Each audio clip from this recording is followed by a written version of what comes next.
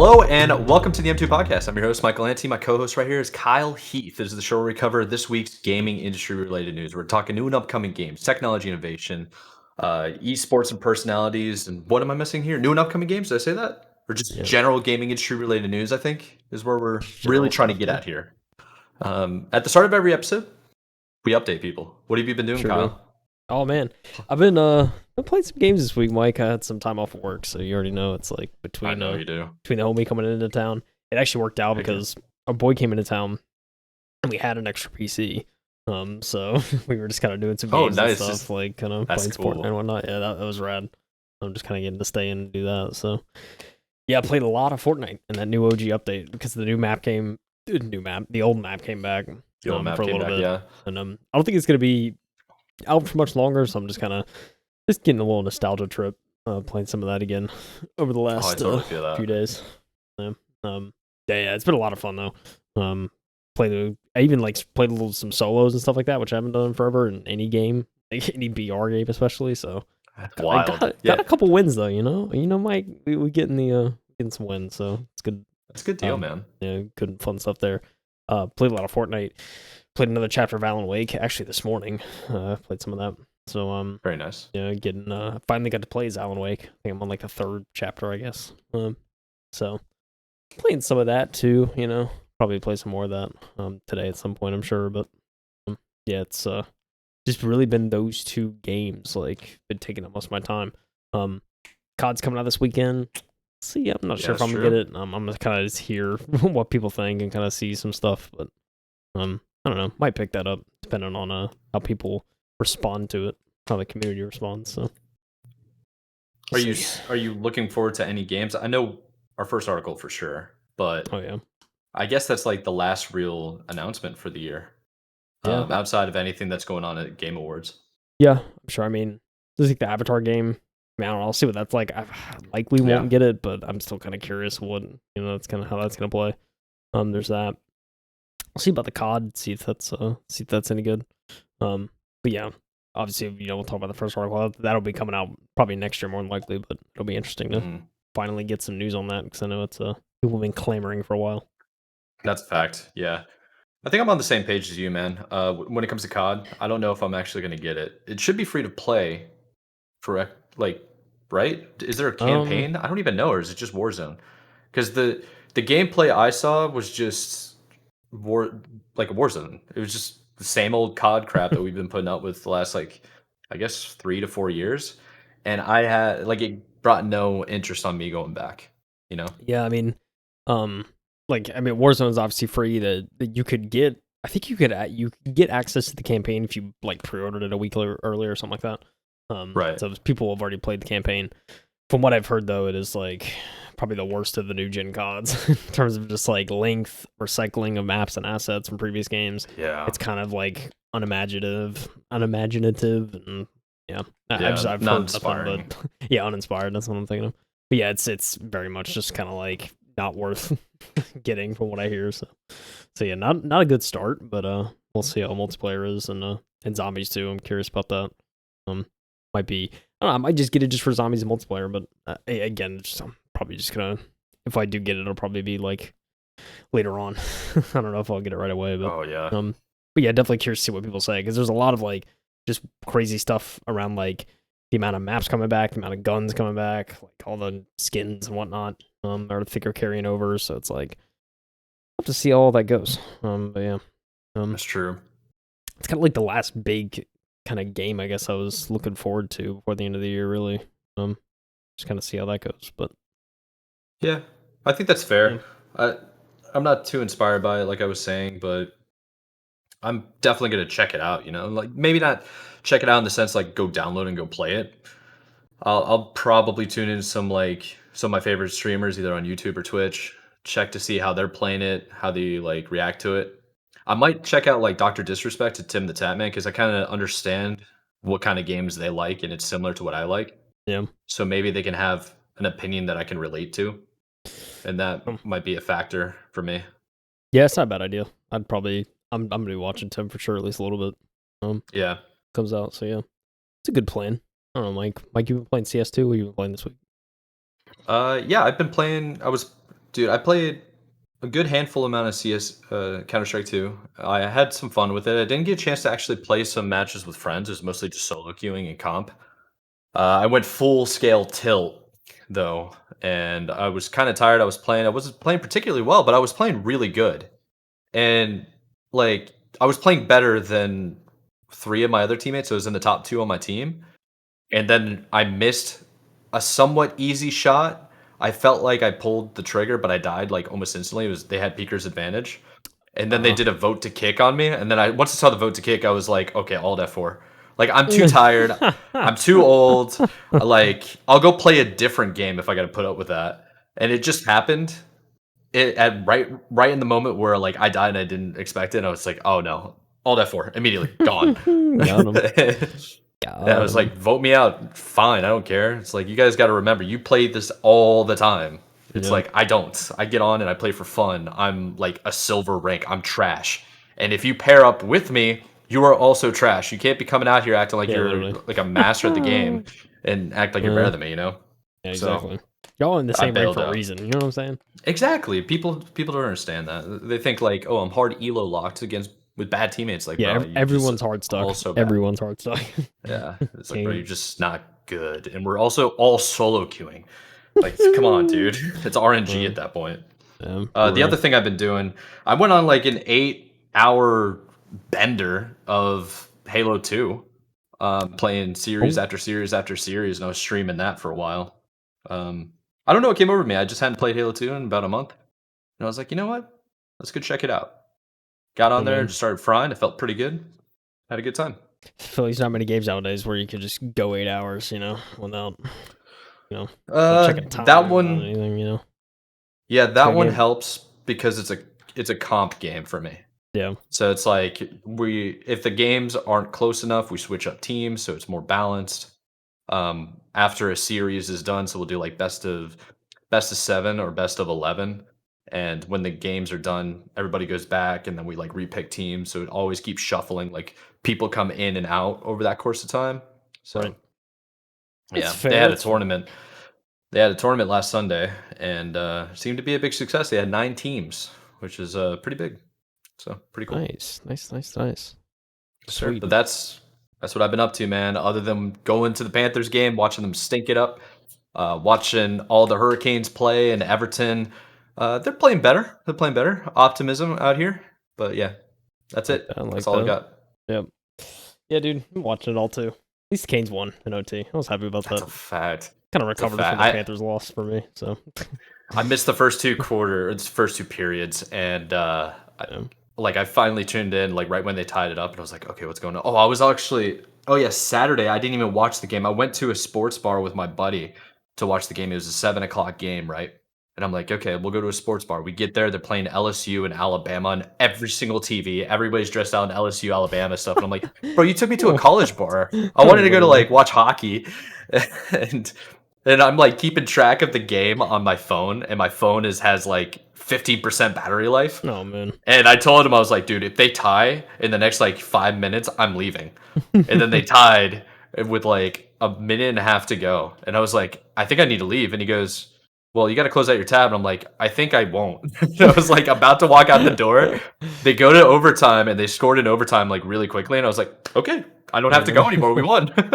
So yeah, it's been very fast cool. OT. But yeah. Oh yeah. Well, last night, Tuesday was, but Saturday was as well. So they went back to back in overtime, which is sick.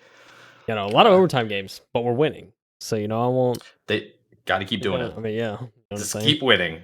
It's been gotta find a way to win. Been tough with our goalies. They're not playing particularly well, and one of our guys got hurt. So yeah, I guess it is what it is. Yeah. Yes, sir. Crazy stuff. But let's stop talking about like real sports. We actually have esports for once. We haven't talked about esports in a while. We have not. So we have a couple of Let's go ahead and hit the first couple of articles first, and then we can really dive into it. I agree. Ladies and gentlemen, guess what? Grand Theft Auto 6 first trailer is debuting in December. It's not it's not a rumor either, guys. It's official. This is from Rockstar. Confirmed on the official Twitter account. This was it's funny enough, so Rockstar confirmed this. We'll get into the article. Rockstar confirmed it after Bloomberg reported on it. It's finally happening. happening. This is Andrew Webster and Tom Warren at The Verge. This was because when it was announced this morning and Rockstar confirmed it, this article instantly went up within like 2 minutes. It was very fast. They were just on it, about getting this out within like 10 minutes of the actual post. It's finally happening. Rockstar Games has officially revealed that the next chapter of the Grand Theft Auto franchise will get a trailer next month. Likely to be called GTA 6, the new game is expected to feature the series' first female protagonist, influenced by Bonnie and Clyde. GTA 6 will also reportedly be set in the fictionalized version of Miami, just like 2002's GTA Vice City. After reports of a GTA 6 reveal this week, Rockstar Games took to X, formerly known as Twitter, today to officially announce that a trailer for the next Grand Theft Auto is coming in early December. It has been a long time coming for GTA fans. GTA 5 launched a decade ago in 2013, and since then has been ported to successive generations of hardware, I should say, including the PS5 and Xbox Series X and S, while its online mode has been a lucrative addition for the developer. It was like a series of 3 or 4 posts, but on the Rockstar Twitter from Sam Hauser, he said, "We are very excited to let you know that in early December, we will release the first trailer for the next Grand Theft Auto. We will look forward to many more years of sharing these experiences with all of you." And this is very interesting, too, because it's like, I guess those other posts kind of, the reports started leaking, and then they immediately took to Twitter and was like, let's just, like, air it out, I guess, to not wait. That's a good point. So they kind of just, like, confirmed it.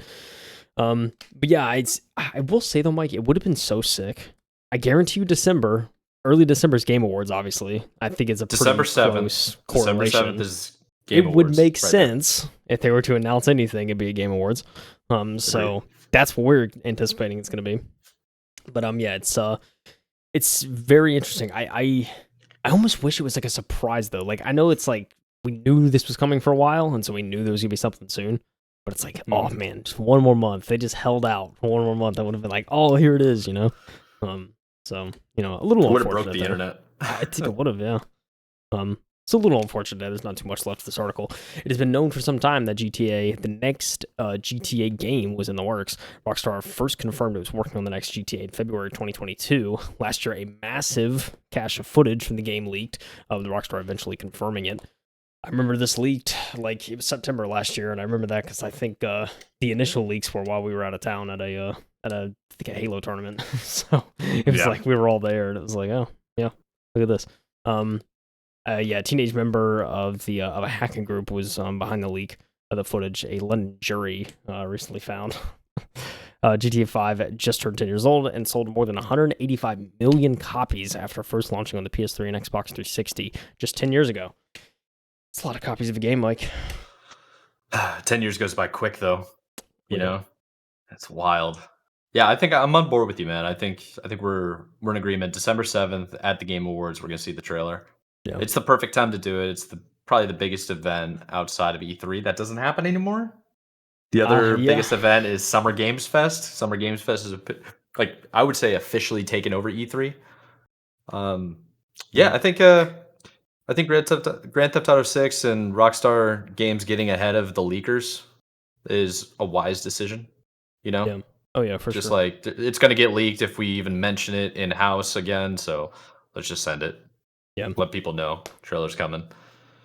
Yeah, I mean that's kind of the best way to do it. I mean, I think at this point, we all knew it was coming, but didn't know that Game Awards is going to be pretty sick this year in terms of announcements, from what it sounds of it. So it will. I can't wait to see who wins what awards. Yeah, and I love how you and I watch it together pretty much and like fill each other in, and then we do the full review at the end of the year. Yeah. Yeah, which that's our send-off episode for the pretty much before we go on our break. But yeah, it's very much excited for that. There's a lot of good games this year, so I'm very curious to see what game of the year is going to be and all that. So yeah, I'm very much looking forward to this year's Game Awards, and now I'm really looking forward to it too. So we'll get to see this. I mean, GTA for me is like one of the few franchises. It's almost a guaranteed get. Like whenever they announce it, it's like, all right, let's get it. Yeah, like I'm getting this game. So that's a fact. Yeah, I can't even think of like a bad GTA that was a complete mess. Yeah, I think they've all been basically hits for the last like 20 years. Yeah, maybe I mean 25. As far as I'm aware, Rockstar doesn't miss, especially with like Red Dead and Bully and just like a lot of their titles. Even Max Payne 3. most Yeah. underrated game I feel like the past decade.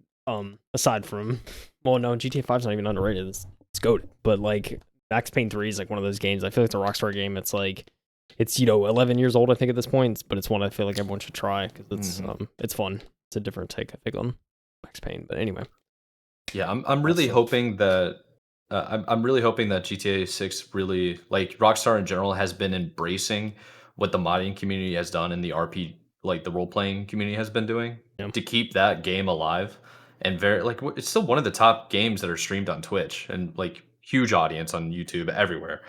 So to see them come out with a new game, I gotta say like they have to integrate that community and Oh make yeah, them a part of it. for sure. Uh, I mean, Hopefully we find out more details.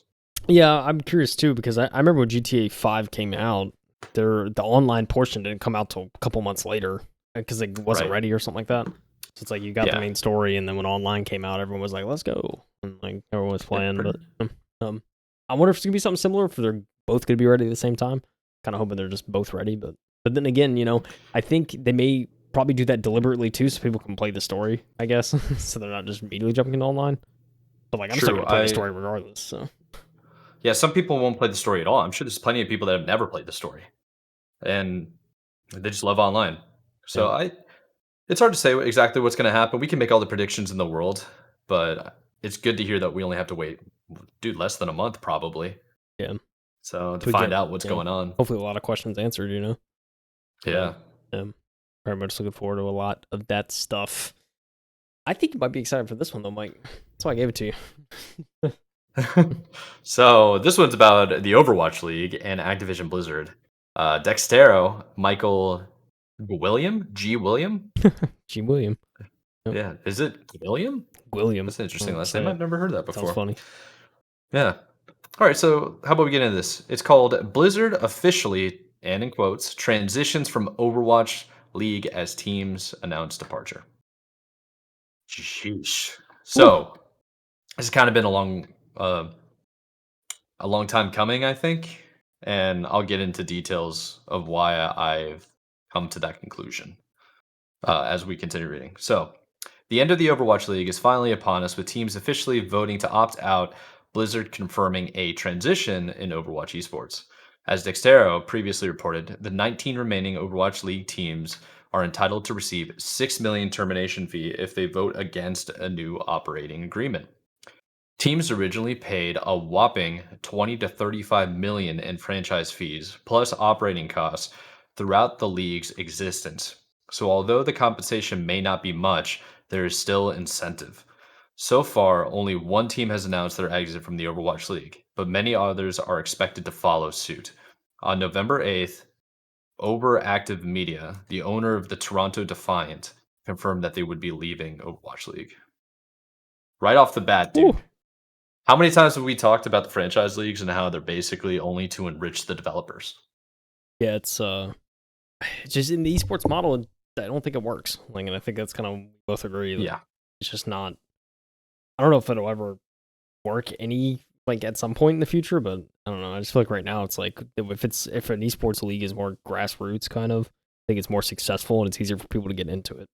That's the only way it works.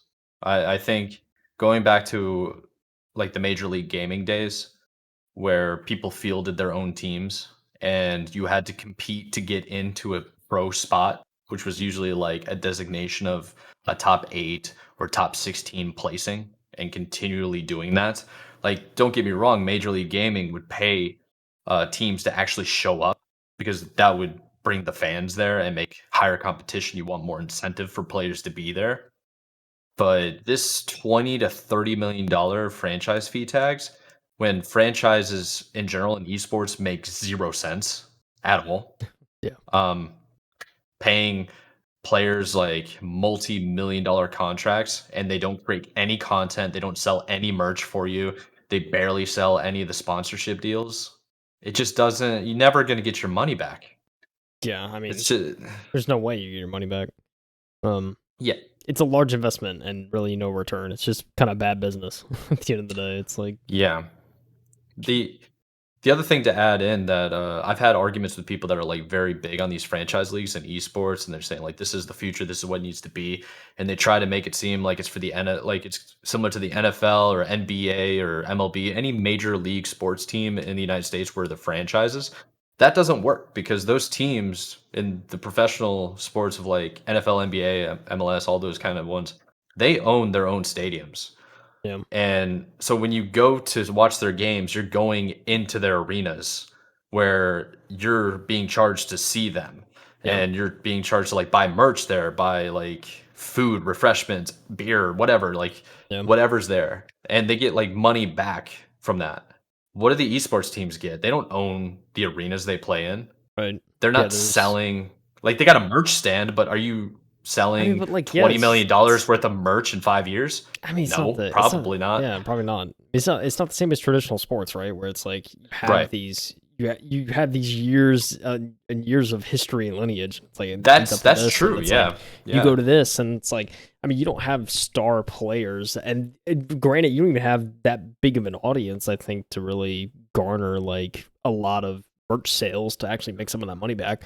So it's like it's hard for people to go to these events and kind of pull for these teams when it's you don't really know who's playing. And yeah, It's it's much true. different, man. Like sports is I mean, just the amount of revenue that, the NFL and the MLB and all that they bring in on just merch and like player likeness alone is, it's insane It's and through the roof. it's unmatched to what esports is at the moment.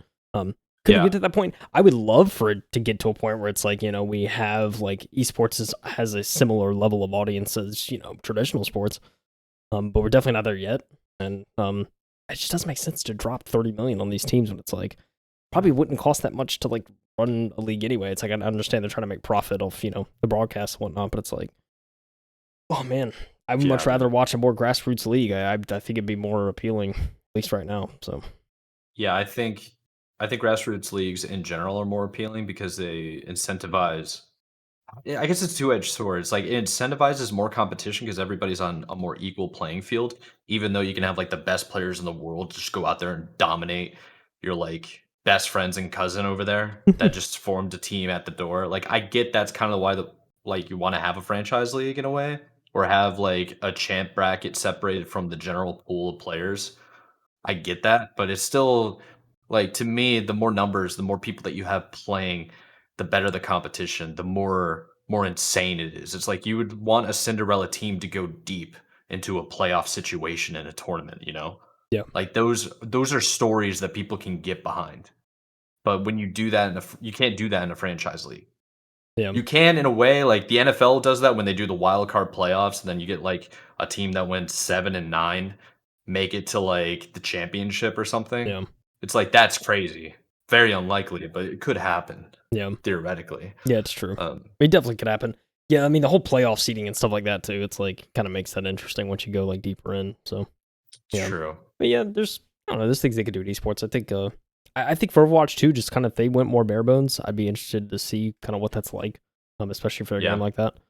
I mean, it's certainly a stable game in terms of I mean, I don't watch much competitive Overwatch, but I feel like it'd be kind of a more um more like coherent experience in terms of, a game that's been doing it for a while and is pretty overall like stable. I don't know how many bugs and stuff are still in Overwatch. I don't know if that's like a big thing, especially competitive, but It's the problem with competitive Overwatch just in general is when somebody finds a meta, the meta stays the same for like the course of a season, yeah, and every single team does it. So then it just comes down to who has the better execution of that meta. yeah, And that can get kind of stagnant where you have just like everybody's just waiting to charge up their ult to have one big push. And it's like you kind of know what's coming, you kind of see what's coming. yeah, And don't get me wrong, the Overwatch League fan base is loyal and they love that stuff.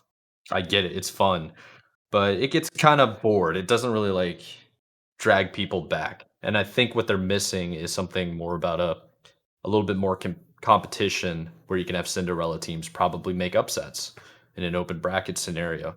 Or just like to try to entice fans to make them actually believe, oh crap, if I just go to this open tournament and I just like hit a nice run and I've been playing well online. We've been training so hard. We might be able to make it to that pro bracket. If I could just make it that far, then I'll Yeah. finally get the attention to get on one of these pro teams. Yeah. Like that's what's missing, I think, in the franchise Yeah, leagues. dude, yeah, no kidding, man. It's hard to get your foot in the door, especially in franchise league, because it's very much established players and It's established players. It's gatekeeping, really, yeah, because most of the players, like the top players, only play with each other in pickup games, and you have to know somebody to vouch for you so that you can play a game with them. And if you play really really bad, like you just have an off game and you just play bad, you're forever labeled as like trash, and then they'll never invite you again. So it's like that's just how it is in pretty much every esport. It's yeah, very very weird. yeah. Um, should Yeah, it's crazy. let's read this like last quote, and Yeah, because we've been kind of ranting about it. Last quote here. So this strategic restructuring of our league assets marks a new chapter of Overwatch Active. Co-founder of Overwatch Active Media, Adamu, I think. He continues saying, "We extend our deepest thanks to the Overwatch League, its fans, for the community, and the community for their unwavering support. Toronto Defiant has proudly competed under the league's banner, and we've built incredible memories together. As we transition to the next phase of Overwatch Esports, we look forward to the opportunities that lie ahead." So pretty much, they're heading out the door because it doesn't make any more financial sense to be there, and they're just not seeing their return on investment, probably, or success that they were expecting. This yeah. isn't going to be the first time that more and more of these teams are going to start leaving. And I wonder what the leagues are going to do. Because they're not going to give their franchise feedback, I don't think. I mean, yeah, it's hard to say, right? Yeah. Yeah, I mean, a little bit further in that article too, they also do mention about possible negotiations with ESL Face It to try and maybe do a different thing. I mean, we know the Okay. Face It experience. Like, I think we Yeah. we understand how that can be. So, a little worrying, but I mean, it's I mean, whatever. Let's try something new for sure. In that realm, it can maybe do some good for the Overwatch League. It's weird, man. We'll have to keep an eye and see how just how the buyouts and stuff go with this and who leaves and if it actually does dissolve. Because now I'm just curious. One last final thing about the ESL Face It situation, that they're saying that they're looking at negotiations. That makes zero sense to me because like you have MLG that's owned by Activision Blizzard and they've never used that brand. I don't understand why. Like I understand ESL is a major like league and it's pretty intense, but I think MLG was bigger for a while. And then when they bought MLG, they just didn't do anything with it ever again. Which is Um, crazy. But yeah. So, yeah, yeah. I don't understand that. I don't get it. So Could be time to bring back Mike. whatever. I don't know. We'll see what Xbox does. Yeah. But we Sure. know what's going on over at the Kotaku writers Yeah. and what they plan on doing. Yeah. Mike, we've been talking a lot about layoffs, right? A lot of bad stuff going on in the industry. A lot of collapsing. A lot of these, gaming divisions at these news outlets. A lot going on. So I figured there was a couple announcements this week of some people from X companies that are going to that are essentially forming new companies and new kind of blogs and whatnot. So this is one of them. Former Kotaku writers are launching a new video game site, and they actually own it this time. They founded Aftermath, which is a new website for video games and culture. So yeah, very long article. I'm kind of going to take bits and pieces. But 4 ex-Kotaku staffers, this is Jay Peters, by the way, at The Verge. 4 ex-Kotaku staffers are launching a new subscriber-based video games and culture publication, Aftermath. The website, which is now live, will be co-owned by Nathan Grayson, Getta Jackson, Riley McLeod, and Luke Plunkett, all Kotaku mainstays who helped shape its incisive voices. Yeah, incisive. Incisive? You got it. Incisive. Incisive, yeah, no, I'm gonna say it like that. Before leaving the site for one reason or another. They said that Aftermath is about the internet and everything that comes after. Jackson says in a recent interview. that Jay had with all 4 founders. Jackson elaborates, so interested in taking Aftermath and using the site to discuss the way that we live now and the way that capitalism and the internet have really intertwined and changed a lot of the ways that we find self-expression, the way that media is made, and the way that we consume it. Plunkett says that the group wants to bring a combination of skepticism. So much of video games is filtered through PR marketing BS, but also speak plainly about issues, games, and communities. Hope is that Aftermath is interesting enough for readers to bookmark it and visit directly a few times a day to see what's new, whether that's things like reported articles, reviews, or even just 500-word posts about stuff the staff sees that they think is stupid. Some of the first stories include posts about the video game unions, Alan Wake 2, a bike ride McLeod went on, and Starfield's coffee situation. A couple of those. I visited the site, I think, on mobile the other day. It looks pretty nice. But yeah, it's, got a lot of those. So at least the first few articles that they did on the launch day, it was just, again, just kind of, what I just said there. It's, some of them are kind of just like little bits, and then some of them are full-fledged articles. Kind of an interesting thing there. So it's been a devastating year for video game journalism. Washington Post shut down Launcher. Grayson was laid off. McLeod left the Post in October. Vice shut down Waypoint. There were layoffs and departures at publications like Inverse, Tencent-owned Fanbyte, Fandom-owned GameSpot, and Giant Bomb, and Dot Esports, Destructoid, and the Escapist parent company Gamers Group. Jackson was laid off from Vice in October 2022. Plunkett, in his July goodbye post, wondered if he should have left Kotaku, which is owned by GO Media, sooner. All these publications have had to deal with all types of challenges facing much of modern day online media. Chasing SEO, adapting a physical social media platform, shifting advertising revenue, grappling with ownership upheavals, putting up with the abuse and harassment from readers, and coming to terms with changes and devastation wrought by layoffs. Yeah, and then, it's not only the publications, right? It's also a lot of, gaming companies kind of imploding, I feel like, with these layoffs and whatnot. It's overall, like, not a fun time. It says, this is very interesting. I'll read this kind of about their model. The team's current plan is to let people read 2 free articles per month before hitting a registration wall for the Aftermath newsletter. If you sign up for that, you'll be able to read 2 more free articles before you run into a paywall. Plunkett tells me that the team might be a little more elastic with that plan for the launch. People who want to subscribe can pick from 3 tiers, which are $7, $10, and $100 per month, respectively, which each offer unlimited access to articles and, depending on which tier you pay for, an increasing number of perks.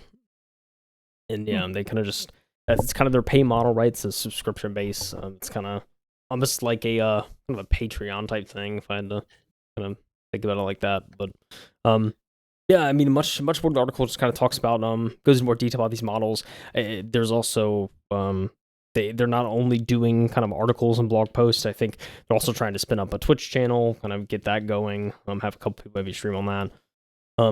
And yeah, just there's 2 podcasts also launching as well. I think one's kind of a comic book based podcast they're doing, and then another one that's kind of more niche focused on other topics. So yeah, you got podcasts going, you got a Twitch channel going. I think they're trying to kind of find different ways for revenue and whatnot, kind of outside of just writing articles and stuff. But yeah, it's kind of 4 industry vets kind of co-founded a publication, and I'm curious to kind of see how this goes. I'm curious to see how the subscriber base is going to work. I feel like now I feel like if subscriber base could work, it's also very hard to compete when you have that's why I think it's a good idea for them to kind of branch out other than just doing like articles and blog posts, because you could just get most of your news from The Verge or a free outlet. So it's kind of That's like what I was gonna say. You gotta have like exclusive like stuff as well. Yeah. With like maybe prime articles with like Phil Spencer talking about the future of Xbox, something like that. Yeah. Get some interviews, get some cool stuff like that. I'll be interested to kind of see how this does, but yeah, subscription model, it really depends on the content. I'll end up kind of working with that. But yeah, I don't know, what do you think, Mike? A little bit of positivity, I think, kind of people trying their own thing, especially with kind of the uncertainty going on right now. I think it's pretty cool that they're starting their own thing after being laid off, or like trying to figure out what they want to do, but still stay in the same like career path and being an owner. That's awesome, dude. It's really, really cool. I think they seems like they have a good head on their shoulders and they know what they want to do. And they have a vision which is good. And it's also good to see like The Verge, which is going to be a rival or competitor of theirs, is actually giving them some type of spotlight Yeah. to show off like, hey, this is what these guys are trying to do, and this could be really good. I don't know how I feel about the subscription model. I'm not particularly a fan of that, and I know how to bypass it. So Yeah. Yeah. It's yeah, certainly something you can do. I'm yeah, not gonna but I say I do like the encourage it. idea. No, I'm just Yeah, kidding. I do like the idea of like content creation, streaming, um, and like exclusive interviews and stuff. I think that's pretty cool. I like to check some stuff out. Yeah. Yeah, I mean, I'll be curious to see kind of how, all that works. I'm definitely going to try and check out probably a couple articles here and there as well. If you get a couple months that are free, it's like, if I see a big story, it's like, okay, see what they said about it kind of thing. Maybe go check it Yeah, out. exactly. See how we see. I mean, I'll be on the lookout, especially, with the podcast and everything. We rely on wonderful people like Jay Peters to, post these We really well do. thought out articles, and we can kind of commentate on it. That's why we have all the links in the articles in the description below. So check it out. I know. Yeah, we To always shout out credit to them. down there. Yeah, it's I don't know. These people do great work. So I mean, yeah, it's very unfortunate to kind of see a lot of these bigger companies kind of either cutting their division or just having to shut doors entirely because they lose their funding. So it's like it sucks to see. But if people want to try to do their own thing, get some have their own. They have their own ownership. They have full control, kind of thing. It'd be interesting to see kind of what they do with that. Because I mean, this article kind of says it too. It's a lot of that, like, there's kind of some PR language and stuff that are sometimes put through some of these articles, things they can't say, full opinions they can't probably discuss. So someone with a site with full control, it'll be, I think that may give them a little bit of edge to kind of just voice their opinions and whatnot. So be curious to see it, to say the least. I mean, speaking of ownership, Mike. Oh, good transition, brother. Man, I'm out here. Let me actually. Okay. Yeah, so this article is kind of short to the point. I saw it in passing on Twitter, and that's pretty much where it was announced. So this article is coming from Dextero again. We got Declane McLaughlin writing us, and the title of the article is Messi joins Messi or Messi. Why did I say Messi? It's Messi. Methy? No, it's Messi. So Messi joins Aguero's crew esports as co-owner. My man is now co-owner of an esports team and is co-owner of like Miami now, or has some type of ownership rights. Kind of wild, but pretty cool. So True Esports has announced that world famous soccer player Lionel Messi has joined the organization as a co-owner. True Esports now has another decorated soccer player in ownership, as the organization announced that Sergio Aguero will now co-own the company alongside Lionel Messi. I'm thinking, if I remember correctly, Neymar is the original owner, or the other co-owner. Let me double check. Oh, this is the... it's in Spanish. I can't do it. So, Aguero founded the organization a year before he retired from professional play. The esports organization is involved in Valorant and Rocket League and has a handful of traders signed to its brand. The Argentinian organization has a partnership slot in VCT Americas and qualified for the Rocket League and Valorant World Championship in 2023.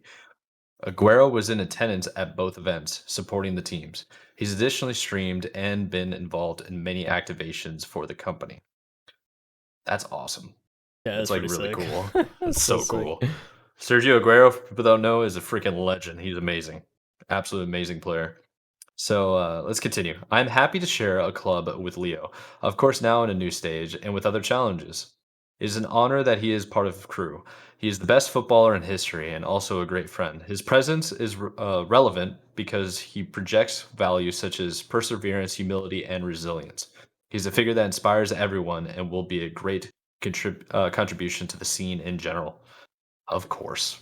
Of course. So, how do you feel about Messi becoming the co-owner of Crew? Yeah, it's pretty cool. I mean, I think it's I'll be honest, I kind of have mixed feelings about like, professional sports players getting into esports.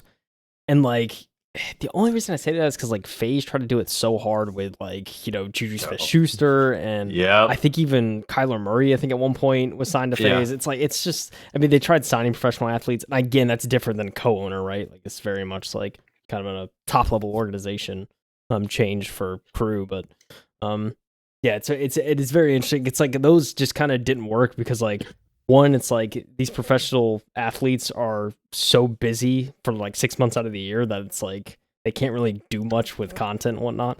So it's like maybe the off season is the only time they would really have to like do stuff with an organization. Yeah, I mean, I'll be curious to see kind of Messi's involvement, especially. I mean, if he still actively plays, so it's kind of like I don't know if he's retiring soon or something. So I mean, I don't know how much involvement he'll truly have, but I mean, hey, ownership of an esports org. I mean, I wish him the best. Hopefully the crew actually grows some, and we hear more of them. It seems like they're in some pretty prevalent, prominent games now. So we're curious to see if this organization actually grows. But yeah, I don't know. I think it's all around pretty cool. Let's go, Messi. Yeah, just to add in a little bit real quick, I did mention Neymar owned a team, and I kind of threw out Crew. It's not Crew, it's Furia. Yeah, they went absolutely ham in what was it? Was it Rio de Janeiro's CS:GO major, I think? Somewhere in Brazil. Maybe Sao Paulo, I don't know. But it's pretty sick to see professional athletes coming in. I think it's really important that you have really big names coming in as one. They can be content creators. Yeah. They can also be a representation or a brand, because that's ultimately what makes orgs money, is the branding and being able to position yourself as like, oh, we could sign this deal with this type of brand, and you get a walking billboard on multiple fields, Yeah. Which is always good.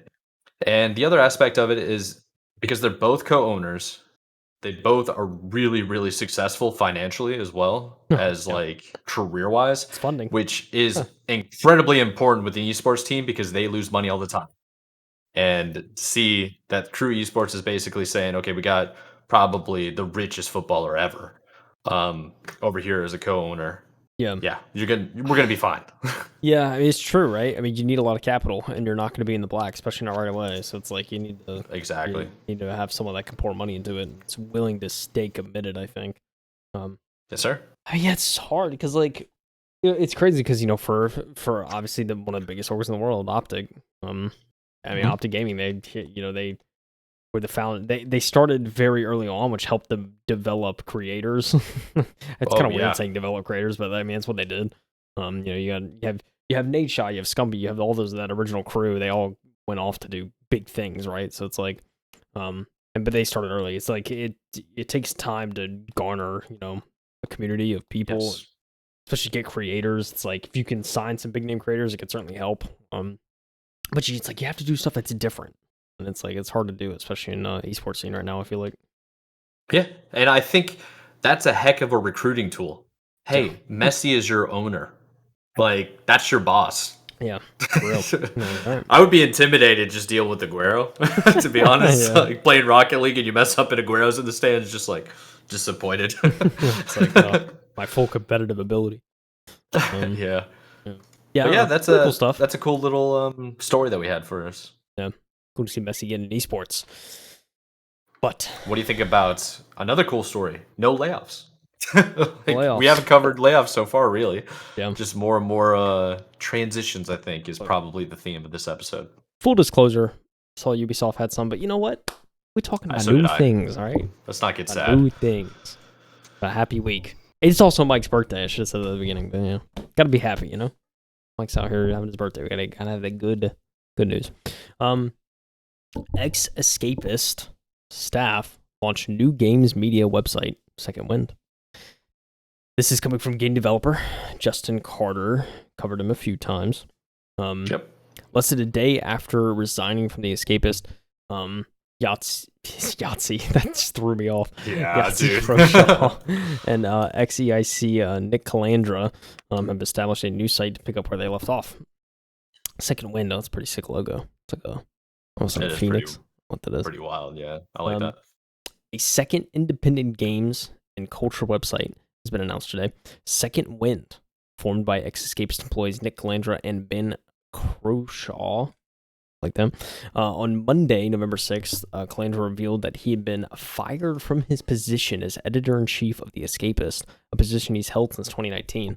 He explained he was let go along with other staff by parent company Gamers, which acquired the site in 2022, for failing to meet goals that weren't properly explained. Yikes. Yeah, okay. Quote, I have declined my severance pay and will not be signing an NDA, said Calandra on X. I'm incredibly proud of everything my team and I achieved over the last 4 years and the community that we built together.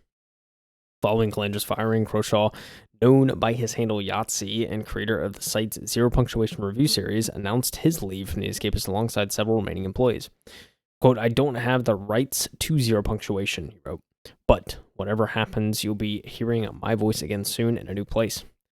At present, Second Wind only has social media channels for X and YouTube alongside a Patreon page. The company's description simply describes it as a focus on creating content that's informative, interesting, and fun, everything you can come to expect from the team behind the Escapist. Second Wind will begin to release videos starting Wednesday, November 15th. Nick Calandra posted to X. I'm very excited to announce. Very excited to announce next of our adventures, Second Wind. Yats and I will be live tomorrow at 11 a.m. CT to discuss our plans with support on that. Yeah, and there's a whole YouTube channel and everything. Yeah, Mike, there you go. Another publication that is spawning from the removal of, I guess, another publication. You think, Mike, got a new player in this? I think it's like a maybe a publication, but it's also, I think, just kind of a content house. It feels like. You know? That's what. Yeah, I was gonna say that it seems like a pair of guys that are just gonna create content, but still stick to their same like expertise, I guess. Yeah. What their niche is. I think it's a good idea. I think this is probably the future of journalism in general, is when people get to that level of content creator with a decent following where people are showing up for their articles and not for what the publisher puts out. That makes sense? Like Jay Peters would be one of those. Tom Warren as well. It's like I'm more interested in hearing what they have to say than actually going to where they are, you know? Yeah, it's true too. Like if Tom Warren started a publication, I'm there, Mike. You understand? Pretty much every time. Dude's breaking everything. But that's one of those things. Or like Andrew Webster too. It's just some of these names we can list, I feel like, for ages. You start building up a reputation, which is why these articles are kind of what we're covering, I think, this week, because they're not no-name people, and them creating new media outlets is good for us, you and I personally, doing this podcast. Because I got to be honest, sometimes it gets kind of stale when everybody's reporting the same exact thing, and nice to see a different viewpoint every now and again. Yeah, it's certainly nice to see. Yeah, I mean, I hope to see some of these kind of, I'd love to see some of these publications show up in kind of our usual spots where we're like checking for articles and whatnot. Oh yeah, be easy to pull from, but yeah, it should be interesting, man. I mean, it's cool to see kind of new things spawning and people trying to pursue content as well as like their probably their publication too. I think that's especially if you're doing an independent, it's the way to go, is to like just try a bunch of different avenues, because you can do a lot of things on the internet now. So you really can. It's important to do that. Absolutely wild. But I think it's pretty cool. It was very interesting to see him say, he's like, I declined my severance pay and I will not be signing an NDA. It's like, yo, what's up, dude? He's about to break the news. No kidding. Oh, man. I've seen a couple of those every now and then where people are just like, I've had enough. Yeah. I'm leaving. And I ain't signing no NDA. I'm spilling it all. Let's go. Yep. It's crazy stuff. Sir.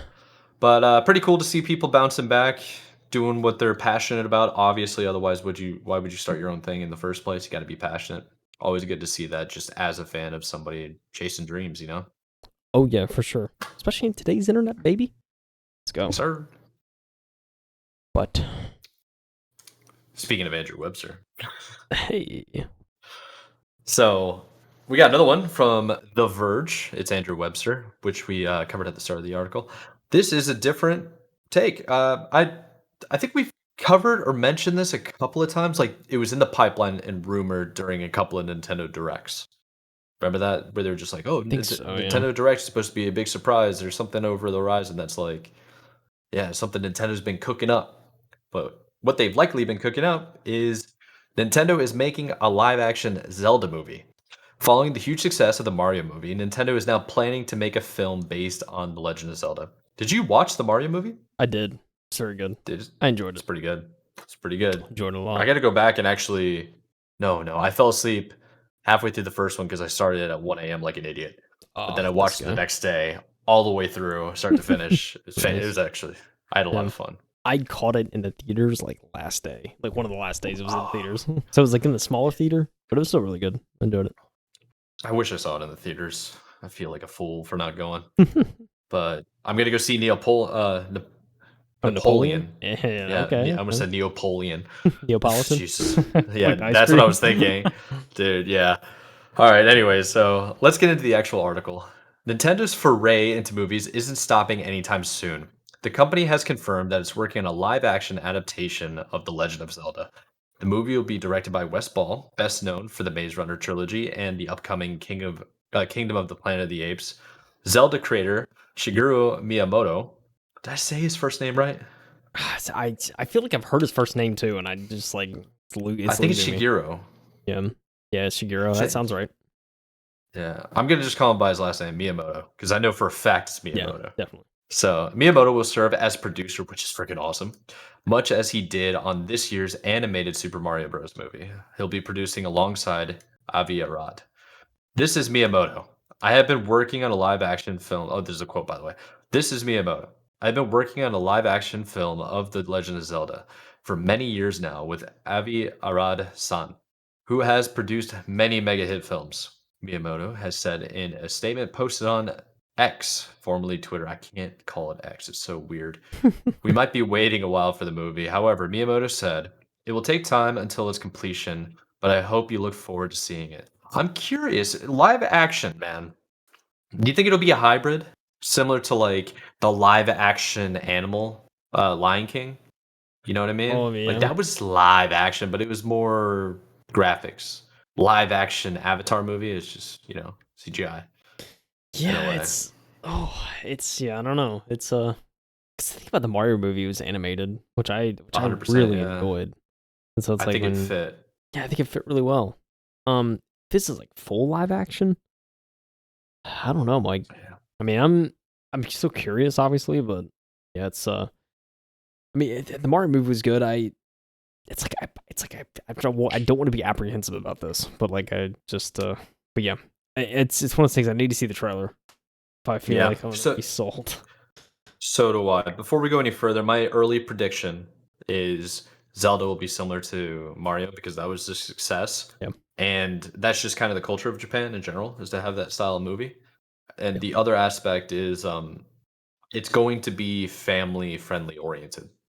Where, dude, I would absolutely love a really dark and gritty Legend of Zelda game or Oh like yeah, movie.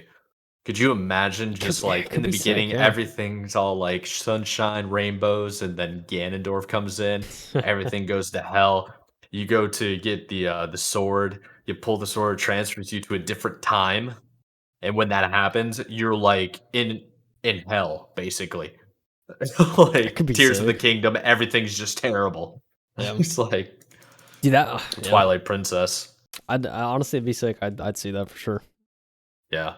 But anyways, that's what I'd like to see. While there aren't many details in the movie itself, Nintendo says that it would be co-financed by itself and Sony, with Nintendo footing more than 50% of the bill. I would imagine so. I don't think Sony's going to put extra money into a non-Sony IP.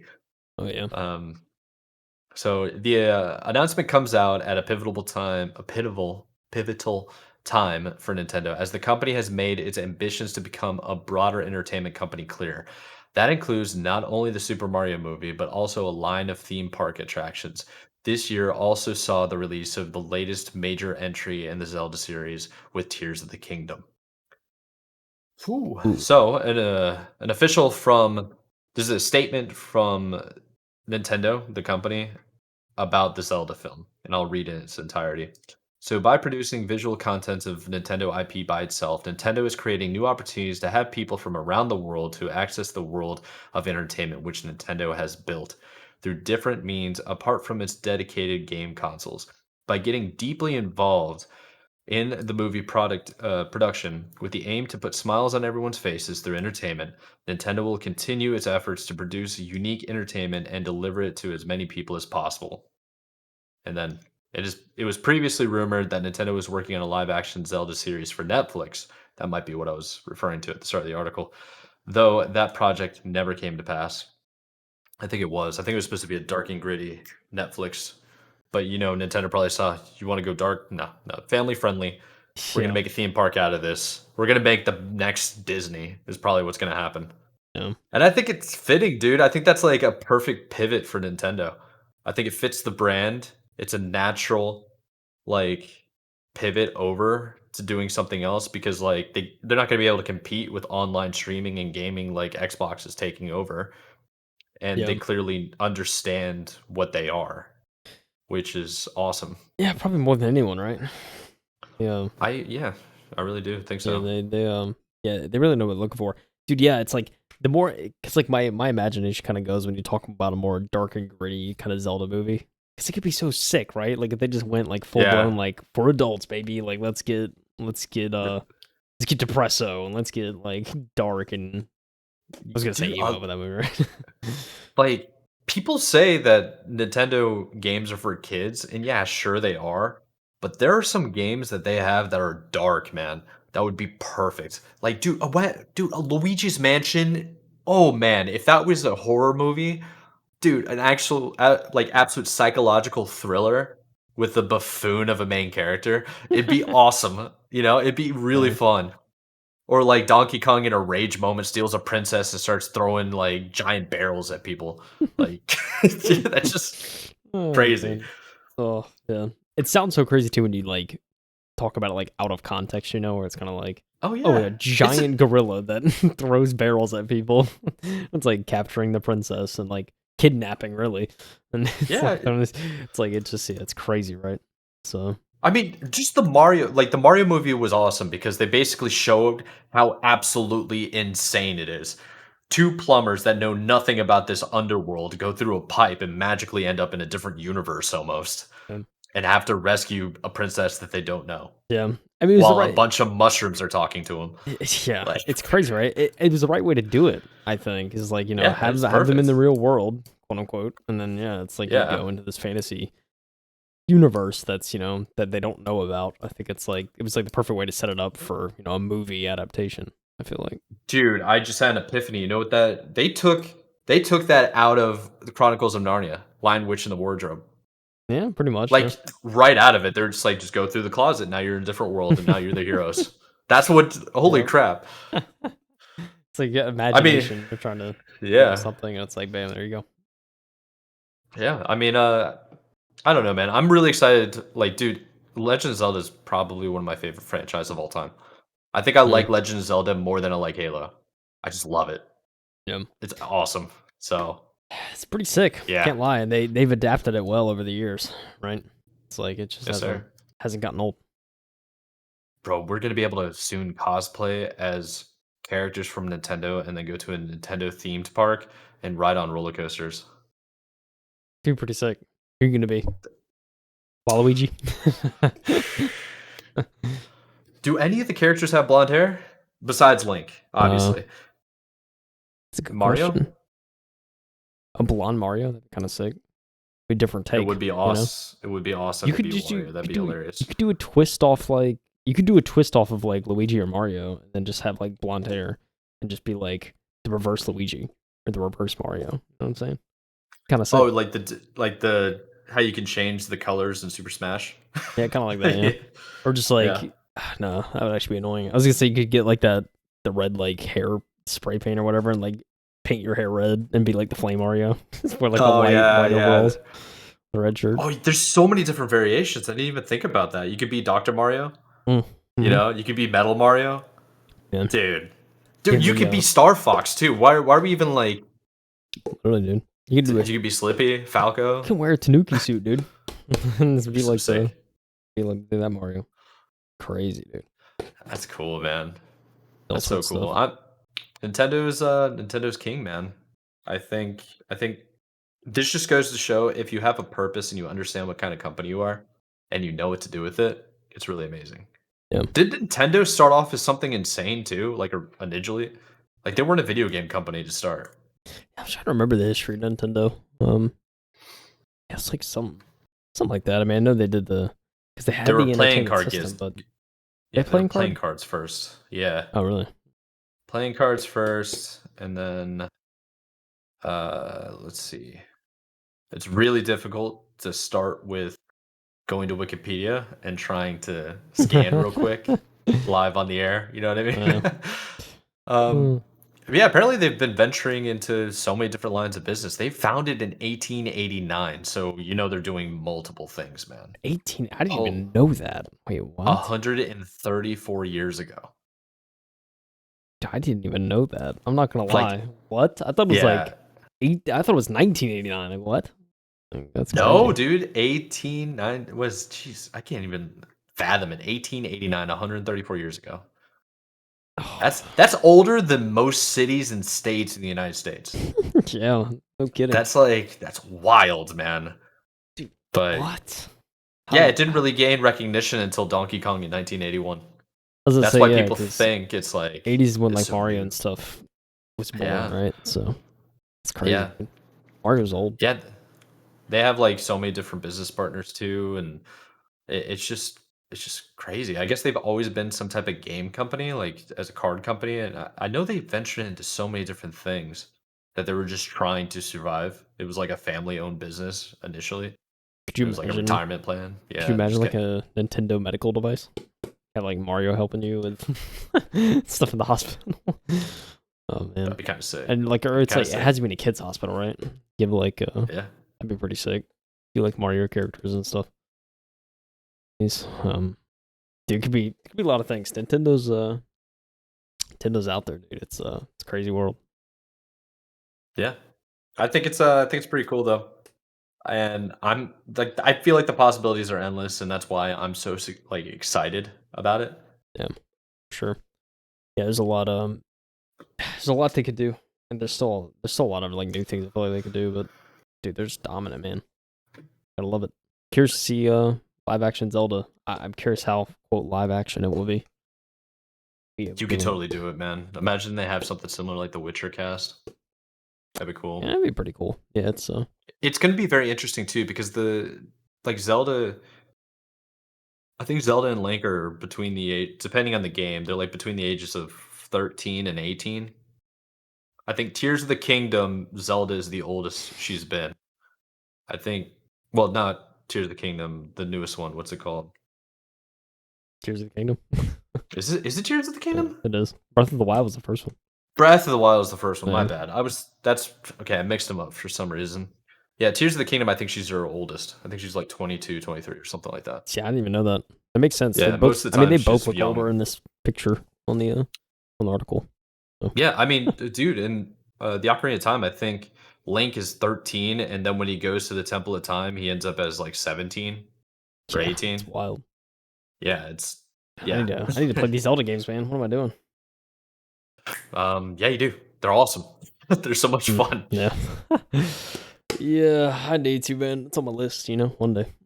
Take my little handheld Sir. Switch. Yeah, I got my Game Boy not too long ago. Parents brought it down. They're in town. We gotta kind of wrap up soon. To be honest, I gotta go meet up with them. Yeah, we But have to. We're done though. I have by the no time- articles, Mike. That's true. Yeah, we're pretty much done then. Okay. Oh yeah. Heck yeah, dude. I feel like this week was probably our most optimistic episode we've had in a while, Yeah. don't you? Most of the you times we've been covering layoffs and like issues. It's kind of intentional too, I want to give some optimism. Have a good week. Yeah, it's been a while. It has been a good week. But do you have anything else to add before I start shipping these guys out of here? I don't think so, man. Happy COD week for those getting COD. That's all I'll say. Happy birthday, Mike. Appreciate you, brother. Love you, dude. Thanks for not making it a big deal. I know. I was like, I don't want to push it too much. I know how Mike is. So, Yeah, I appreciate it. I'm old as heck now. It's all over. Just got to keep stretching, drinking water. That's what everybody's been telling me. Stretch and drink water. But for anybody that stuck it out this far, I know sometimes when we say like, all right, I think we're gonna wrap up here, people just bam, they're out, they're gone. We get that. But if you want to check out any of the articles, they're going to be in the links below in the description. If you want to join the Discord, if you want to follow us on Twitter, we like post there when the episodes go live every single Friday, 6 a.m. on all platforms. So check those out as well. And I think that's all I got. I'm your host, Michael Anthony, co-host right here, Kyle Heath, and we'll catch you in the next one next week. Take it easy. Good week, everyone. See you. Bye. Okay, bye.